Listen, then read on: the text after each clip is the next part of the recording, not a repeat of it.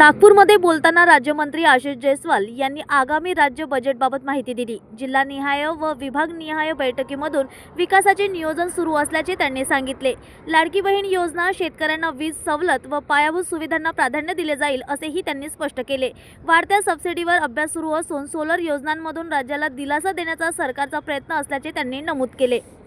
बजेटची तयारी सुरू झालेली आहे। आत्ताच जिल्हा परिषदच्या निवडणुका झाल्या आणि त्यामुळे आता जी जिल्हानिहाय बैठका आहे, DPCच्या आउटलेटच्या बैठका आहेत, त्या उद्यापासून सुरू होत आहे, उद्या आणि परवा।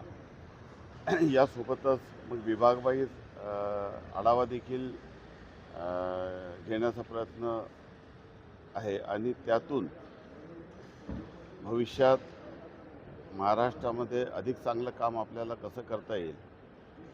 आता स्वतः माननीय मुख्यमंत्री यांच्याकडे वित्त व नियोजन विभाग असल्याने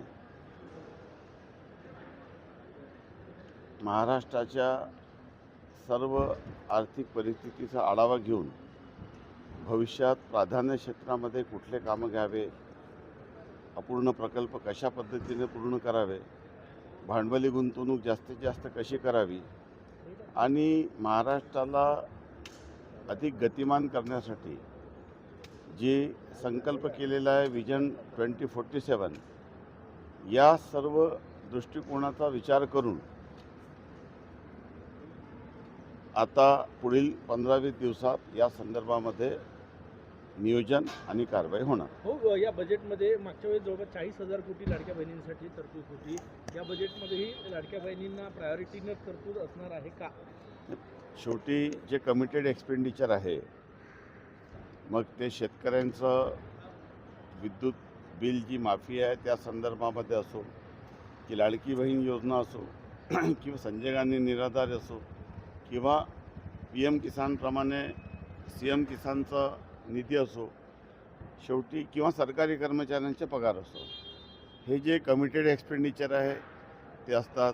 एका बाजूने जे कर्ज राज्यांनी घेतलेले आहे त्या कर्जावरील जे परतफेड करण्यासाठी जे व्याज आणि जी रक्कम असते ते असतेच, आणि सोबतच एकंदरीत राज्याच्या एकूण साधनसंपत्तीचा योग्य उपयोग करून जे पायाभूत सुविधा निर्माण करायचं आहे, जे इन्फ्रास्ट्रक्चर निर्माण केल्याशिवाय देखील जे गुंतवणुकीसाठी जी काही सबसिडी आपल्याला द्यायची आहे ती सर्व द्यायची असते।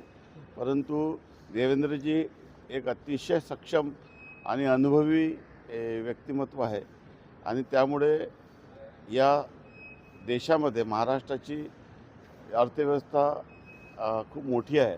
त्यामुळे या सर्व त्यांच्या अनुभवातून एक योग्य दिशा आणि महाराष्ट्राला गतिमान करण्याच्या दृष्टीने निश्चितच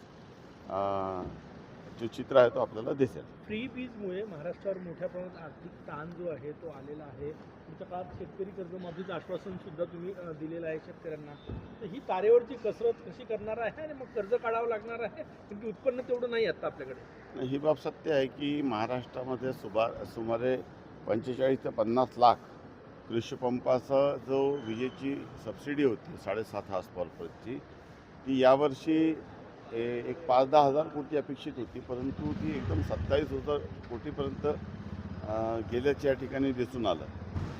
कदाचित या संदर्भामध्ये अधिक अजून अभ्यास सुरू आहे आणि ही सबसिडी जरी असली ती शेतकऱ्याला आम्ही दिलेली कमिटमेंट होती।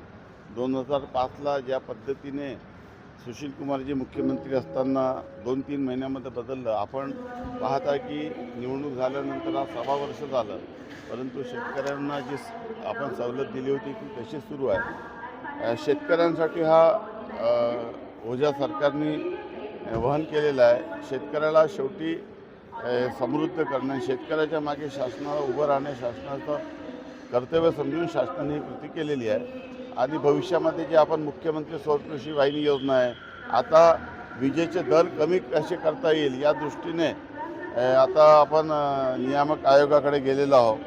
त्यासोबतच अतिशय महत्त्वाचं की आता मोठ्या प्रमाणामध्ये प्रधानमंत्री सूर्यघर योजनेमध्ये आपण आता प्रत्येक घराला सोलर देण्याचा प्रयत्न करत आहे। आवास योजनेचे तर 100% घरं आपण सोलरवर करत आहोत आणि यातून त्यालाही दिलासा मिळेल आणि जी सवलतीची वीज आपल्याला लोकांना द्यावी लागते कमी दरात यातून सरकारचा देखील फायदा होईल, म्हणजे सर्वांना विन विन सिच्युएशन होईल अशा पद्धतीचं चित्र आपण निर्माण करत आहोत.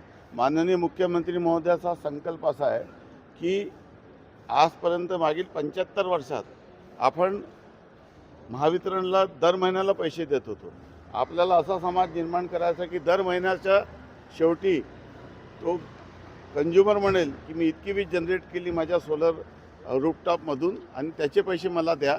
अशा पद्धतीचा समाज आपल्याला भविष्यात निर्माण करायचा आहे.